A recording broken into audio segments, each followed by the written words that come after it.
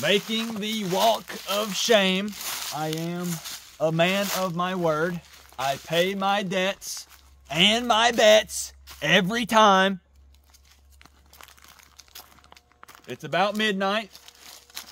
Miami just lost to NC State 20-6. We couldn't even score a touchdown. I'm about to strip down to my underwear and howl at the moon.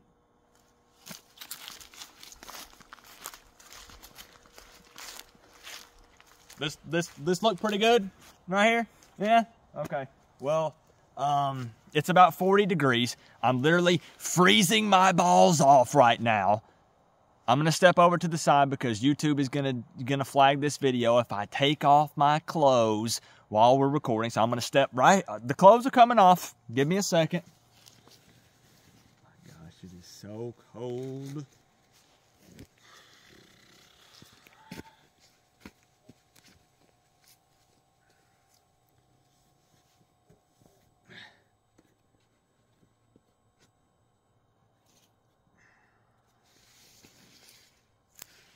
Don't act like you guys haven't seen me in my underwear before. Come on.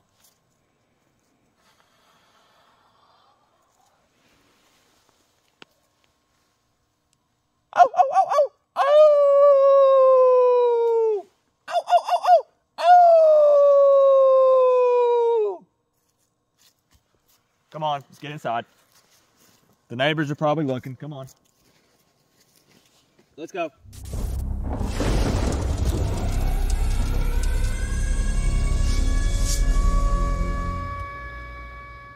Well, I hope the trolls and Canes fans who enjoy seeing Coop suffer enjoyed that. I don't know if you could even see anything, and I really don't care. I paid my debt. I paid up on the bet. Now, let's talk about this game. No, I'm not sitting down and firing up my whole system and doing a bunch of fancy edits and doing all this garbage. I don't care. I just want to go to bed. Final score, NC State 20, Miami 6. Miami couldn't even muster up a single touchdown. And I know NC State's defense is pretty good. Honestly, really, it is. It's pretty dang good. But Miami had opportunities in this game. They did. And this game was very winnable. I don't run and I don't hide from score predictions either. Yeah, I thought Miami was going to win 24-20. Whatever. Miami now 6-3, looking like they could go 6-6.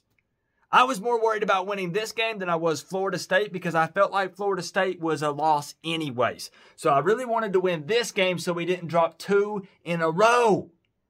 This one was really important. And man, I know the one thing everybody wants to talk about, so let's just talk about it. Tyler Van Dyke.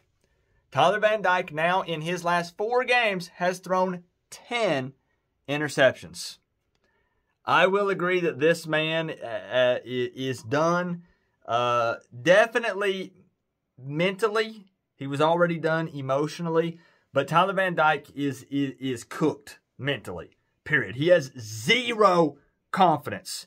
Now let's go ahead and address this real quick. We'll talk about this specific game more too. But people are going to say, Coop, you were one of the people defending Tyler Van Dyke. What are you talking about? Now you're changing sides. I see how it is. No.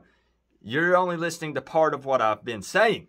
I literally made a video last year titled, Tyler Van Dyke is not a Heisman caliber quarterback. People went at me. I made a video a couple weeks ago in my Walking and Venting that said the reality is Tyler Van Dyke is only an okay quarterback. And he will never be great, and Miami will never take a step to the next level with him at quarterback. Check the video. I got receipts. But I did say that I felt like a 90 to 100% Tyler Van Dyke health-wise would give Miami the best chance to win football games right now. And to be honest, I think I might be wrong on that. Because there is an argument where someone can say, well, Coop, maybe I also meant mental health. So I mean physically 90 to 100% and mentally. The problem is, no matter what, mentally, he'll never be anywhere close to that ever again. Ever. He's shot. He's done. And I don't even know what to think at this point, because the other option is, I know, Coop, just play Emory. It's simple. Play Emory, Coop. You better be ready, because we're not going to win the next couple of games with Emory either. We're not. Now, if you're just in that crowd that's ready to take the lumps and bumps and go ahead and start this new era and play the freshman and ride with him, then so be it. That's fine. It does kind of seem like the team has also given up on Tyler. Can we be honest? Can we not sugarcoat it? There were a few times it looked like there were guys that weren't even helping Tyler up when he got hit. Wide receivers weren't running hard even when we were still in the game. Is that them not wanting to play for him? Because, you know, when you look at it, we have 2 big wins this season. And let me tell you, they don't carry as much weight anymore. It doesn't feel as good as it did before. Miami beat Texas A&M. That was Tyler Van Dyke. That looked pretty dang good, right? Oh, he's back to 2021 Tyler. But then the other big win against Clemson was Emory. I know he didn't play, you know, out of this world, but the team overall kind of got up for him. It seemed like they wanted to play for him, right? Now I'm starting to see a team that doesn't seem to really get up for Tyler Van Dyke. And we talked about it week after week, saying that I want a rah-rah, hype you up quarterback. Like I said, a lot of people are putting words in my mouth, bro. A lot of people are trying to say Coop's saying things that I didn't say. But I man up and admit whenever I say, hey, I'm wrong probably about Tyler Van Dyke giving us the best shot if he's 90 to 100%. But anyways, I still believe that going forward on that 4th down and not kicking the field goal was the right decision. I just think it was a bad play call from Dawson. I understand there's a little bit of risk there if you wanted to bring Tyler under center, but I think when you just have a little ways to go, 1-2 yards, you've got to do that. When you go in shotgun and add that additional yardage, it's tough, especially when they knew we were going to run the ball. Of course we were. We don't trust our quarterback. They knew exactly what we were going to do, but you can't kick a field goal right there to bring it within 1, knowing that your offense probably can't march down the field like that again. That was the problem. Defense had been playing well, but we knew they were going to be tired, so it was the right call in the moment to go for it. Just a bad play call from Dawson. That was the problem. And I don't want to hear nothing about, well, Coop, if Andy would have hit that first kick, then we would have been down by 1. Then we definitely could have kicked the field goal there, because then we would have taken the lead. Maybe you can argue that, but the problem is, damn, you got to help him out, because Andy scored our only points. And even if then we get those 2 and the game's totally different, Andy still is the only person who scored any points for this football team.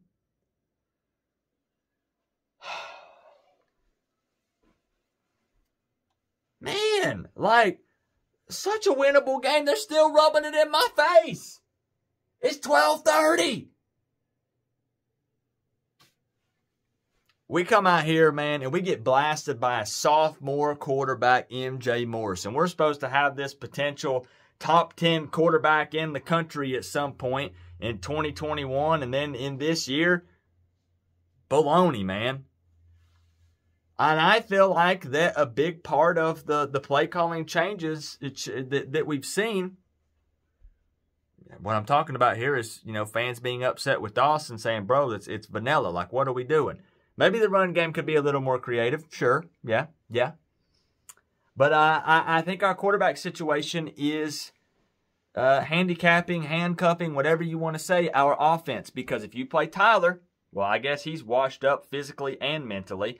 You got to limit your play calling. You got to work it around what he's actually capable of at this point. Well, Coop, put in Emory. Emory's 100%, but he's also a freshman, so you have to limit your playbook with him. Well, Coop, what about, here we go again. Here, Jakari's not been splitting reps with the ones. Jakari is number 3 for a reason. This whole video is going to be about freaking quarterbacks again. I'm so sick and tired of talking about it. We're screwed right now. There's no solution. There's literally no solution other than if you just want to say, you know what? I guess we start the new era. We ride it out no matter what happens. And that's what NC State did, actually. Brendan Armstrong transferred there, has a ton of experience. They threw his butt on the bench and said, you know what? We'll just ride with MJ. We'll just go with that no matter what happens. Maybe that's what Miami has to do. I honestly don't know. These stats are unbelievable. TVD, 21 of 38 for 173, 0 touchdowns, 3 interceptions. NC State didn't really play incredible either. Their leading rusher was their former starting quarterback, Brennan Armstrong. 8 carries for 51 yards. Bro, if Miami's defense kept us in this game. I'm going to give shout-outs to the defense. They played hard. They got tired in that fourth quarter, and understandably so. Yes, there were some mistakes. The reason NC State scored early was that blown assignment, busted coverage, whatever the heck it was that happened. It was a good play call on NC State's part. But, bro, if their leading rusher is Brennan Armstrong, when we knew that if Brennan was in, they were running the ball. I was literally screaming at the television. Brennan's in. They're running the ball. We still couldn't stop it. Honestly, I feel bad because some of these guys, it's wasted talent, man. Fletcher is playing hard. We finally have an O-line that seems to kind of gel. You know, they're playing pretty well. Got a clean pocket, plenty of time, and it feels wasted. I tempered my expectations going into this season. You guys know Coop's prediction, 7-5. And I don't say that to say, well, it's looking like that's what it's going to be, because I don't want it to be that. There were flashes that made it look like it might be a little better than that. 8. Oh, well, it's looking like 8. And hey, ceiling could be 9, but that'd be pretty cool. And now here we are, looking like it's going to be 6-6, 7-5. Yeah, here we are, back down to reality. And Canes fans are done with Tyler Van Dyke. I bet there's not a single comment in this comment section. No, there'll be a couple. They say, you know what, Coop? No, Tyler Van Dyke is the man. Look, no matter what the situation is, physical, mental, whatever it is, it ain't working right now. It's not. I mean, we go to overtime with the Virginia team. We lose to an NC State team when all the opportunities were laid out there. NC State was trying their best to give us this game on a silver platter, and we said, no, thank you. Nuh-uh. We'd rather lose. There's no excuse, man. There's no excuse. Miami should not have lost this game. And I'm just really kind of, I'm at a loss. I don't know. There's an obvious reason why we're not throwing to the tight ends more because, well, that just doesn't work. When I look at the defensive stats, they're okay. It sounds bad because it's a post-game react video, but I have everything here. I don't even want to talk about it. And that blows, man. I don't even want to talk about it. I just got in from freezing my balls off, howling at the moon at midnight, neighbors looking out the window. NC State still dancing on my TV. I don't know, man. Losing just sucks. And losing games that we should have won, and we should have won this game, hurts extra bad. There were people in the live stream talking about, well, Coop, at least we have the 2001 National Championship. I don't care. I don't care. Coop, you're wearing the 5 and counting hat. At this point, it's just kind of become my thing. We're irrelevant. And I don't know what to do for right now. I think that's my biggest issue. What's the solution now? What can we do now, Canes fans? Like, please, talk some sense into me. Tell me. I don't know. I don't know. We're about to get just absolutely steamrolled by Florida State. It's going to be an embarrassment. I hope and pray it's not. Surely it's not a night game. Surely it's not. I don't know, man. I love this I love this football team. I don't know anything else. But so much pain and suffering. And you really worry when you end up in a situation like this about, now you do worry about the locker room a tad. Now you almost have to make a change just to try to reinvigorate, breathe new life into the team. Like you do. Because, You know, we had talked about how this team has not been giving up in games. That was the big argument, right? Well, hey, we're scrappy, bro. Like, at least we were able to fight and claw our way back in the Virginia game. Double overtime against Clemson. You know, this team bites. I don't know, man. I don't know. There was some fight tonight, but offensively, bro, other than the Fletcher maybe and a handful of other guys, no, man. And it starts at the position that everyone looks at to be the leader, and that's quarterback. We don't have a leader. Miami doesn't have a leader right now playing back there at quarterback. I don't know if Emory can be that guy. And I don't know what the solution is. I don't know the answer right now. But I know that guy that was back there starting for Miami tonight, that's no leader.